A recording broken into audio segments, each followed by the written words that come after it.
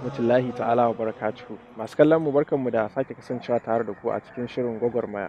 Shiri ne wanda mukan kawo muku hira da muhimman mutane don mu ji takaitaccen tarihin rayuwarsu, mu ji irin gwagwarmayar da suka yi, su kuma yi mana nasiha don inganta rayuwarmu da ta matasanmu. To a wannan makon ma muna tare da babanmu Alhaji Umar Tudun Wada, wanda shine shugaban gudanarwa na rediyon jihar Kano. Muna kare maka barka da zuwa a wani shirin. Assalamu alaikum wa rahmatullahi wa barakatu. Wa alaikum assalam wa rahmatullahi ta'ala wa barakatu. Za mu so mu ji wani irin sauye-sauye aka samu daga da ko in ce a da yanzu, musamman a kafafen sadarwa. To zan iya cewa yanzu aikin ya sauƙaƙa fiye da da. Da lokacin da muka taso babu wato kimiyyar fasaha ko ci gaban fasaha kamar yadda ake da shi yanzu. Misali da idan ka je ka ɗauko kamar a talabijin ka ɗauko wani fim, ba ka da yadda za ka tace shi. Sai dai tun da fim ɗin a wani abin da ake ɗaukarsa mai kamar kaset. Saboda haka sai dai ka zo ka saka inda kake so ka cire sautin magana, sai dai ka sa za ka yanke wannan tape ɗin.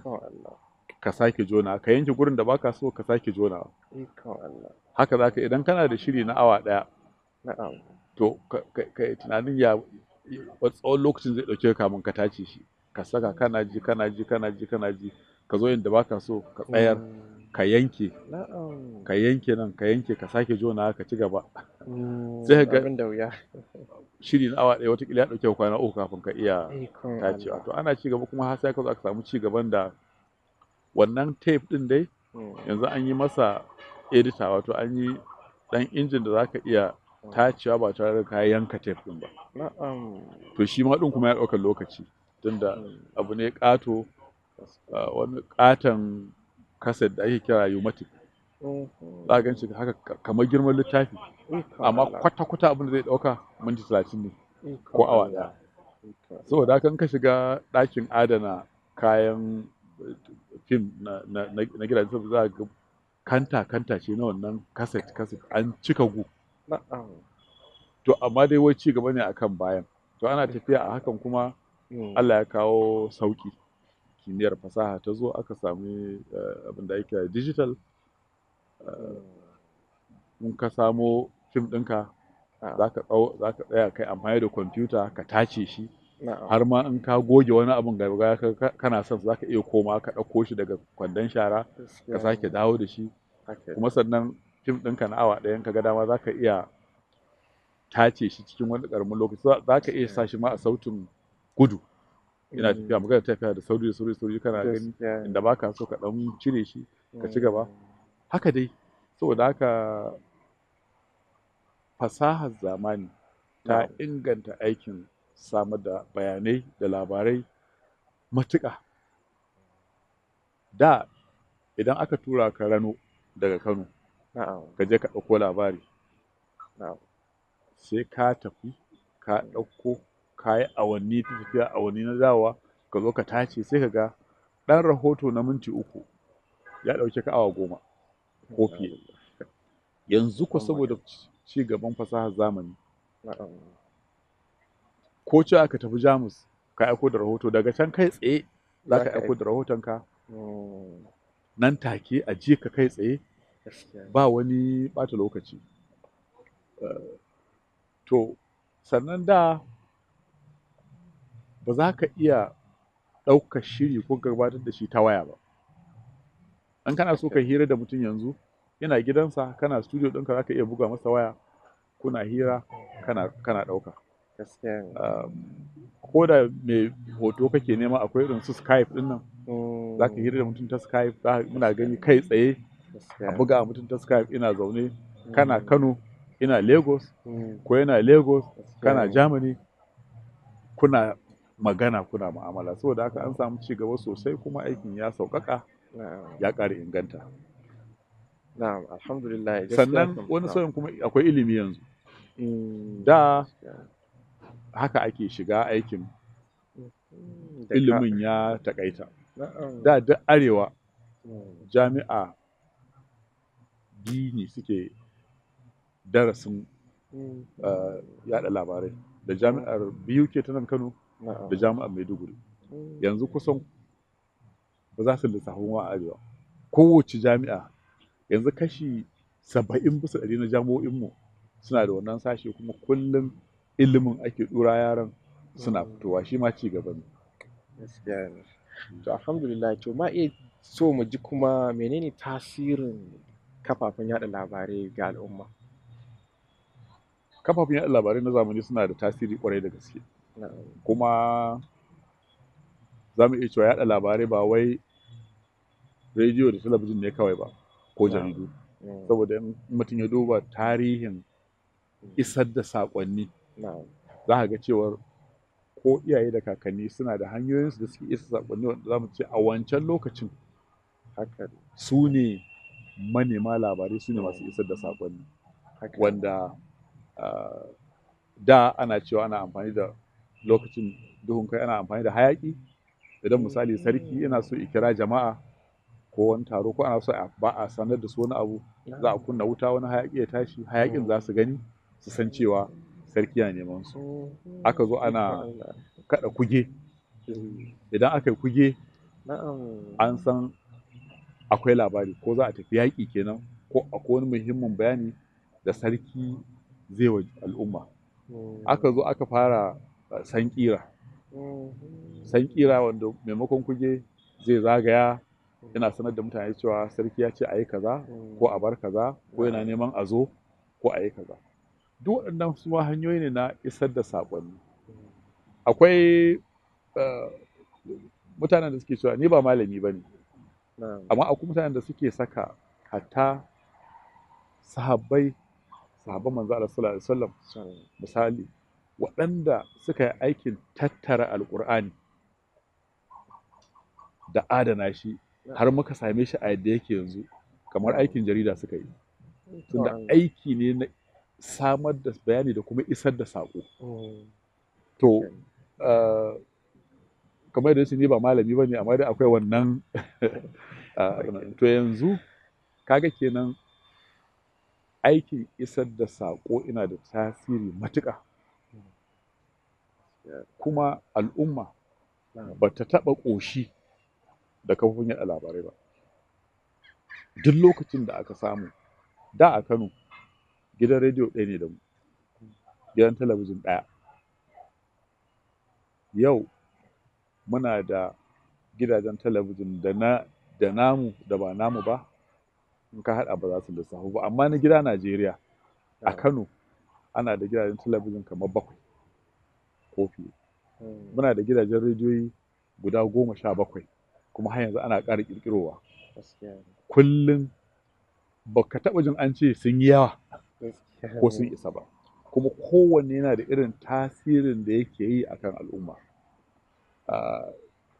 Tasirin kafofin yaɗa labarai shi ne ya sa shugabanni, ko na al'umma, ko na addini, ko na al'ada, suke damuwa da waɗansu abubuwa da kafofin yaɗa labarai suke yi, ko mai kyau ko mara kyau.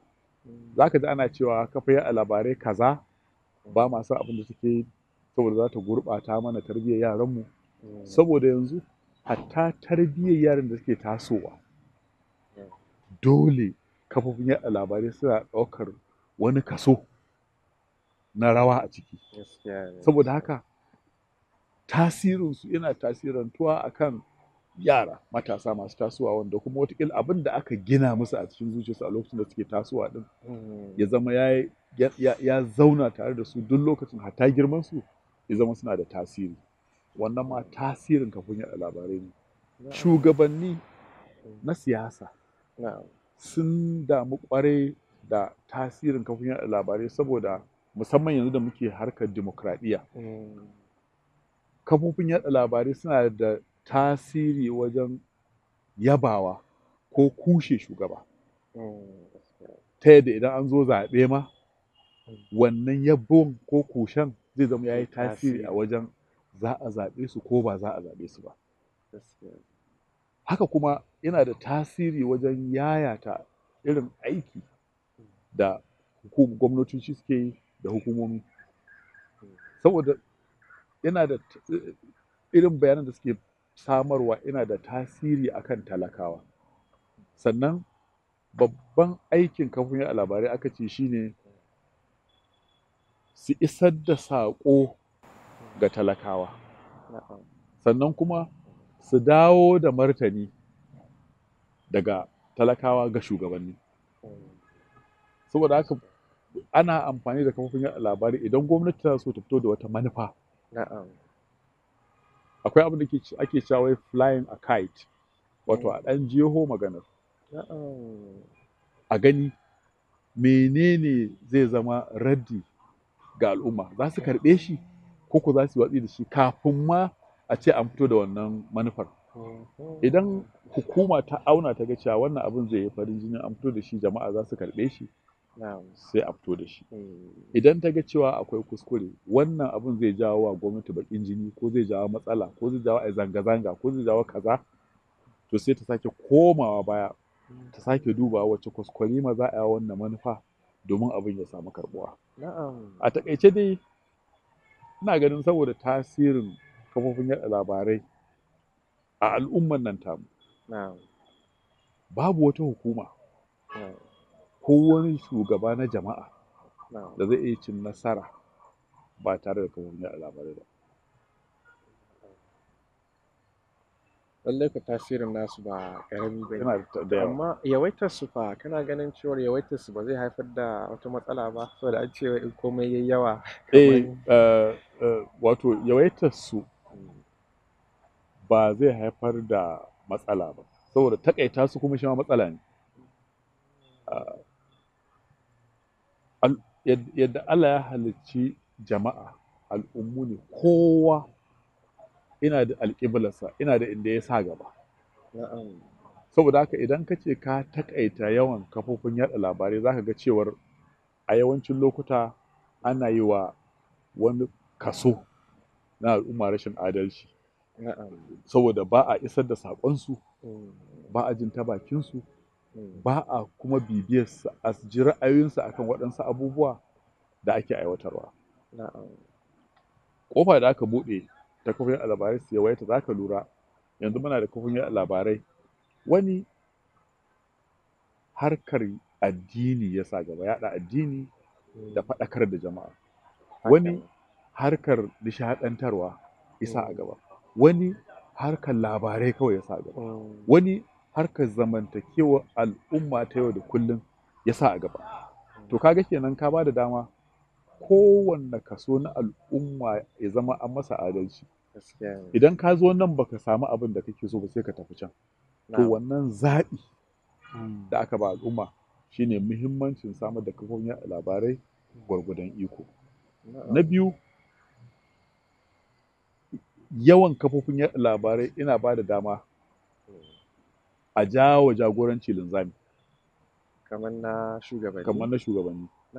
Saboda idan da kafofin yaɗa labaran da dama mallakar ɓangarori daban-daban, mallakar sassa daban-daban na al'umma, za ka ga cewar idan hukumomi suka yi abin da ba daidai ba, idan tana da hannu a nan, tana da ƙarfin da za ta daƙile muryar jama'a, to a nan kuma ba ta da shi. Saboda haka duk inda aka yi aka kawo za a ga cewar muryar al'umma ba a iya daƙile ta idan akwai kafofin yaɗa labarai da yawa.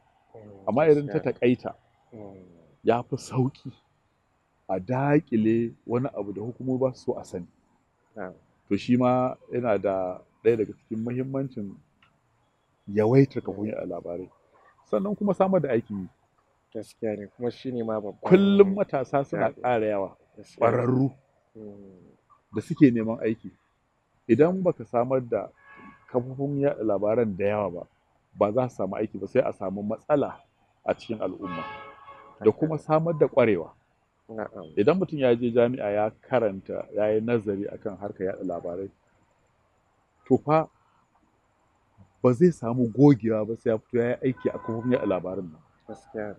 Yau da gobe har sai kaga ya samu gogewa da ya yi suna, ya yi shuhura, shi kuma sai ya ringa horas da waɗansu shi ma. gaskiya ne. To waɗannan abubuwa suna daga cikin kaɗan daga cikin alfanun samar da kafofin labarai da yawa.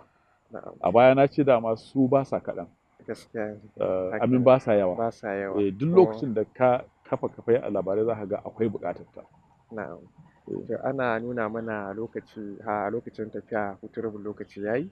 To insha Allah za mu je rabin hutun rabin lokaci. Kuma da mun dawo za mu ji yaya batun ƙwarewar ma'aikatan jarida ko in ce yaɗa labarai na da da kuma na yanzu. To masu kallon mu za mu ɗan je hutun rabin lokaci insha Allahu ku ɗan dakace mu kaɗan muna nan dawowa.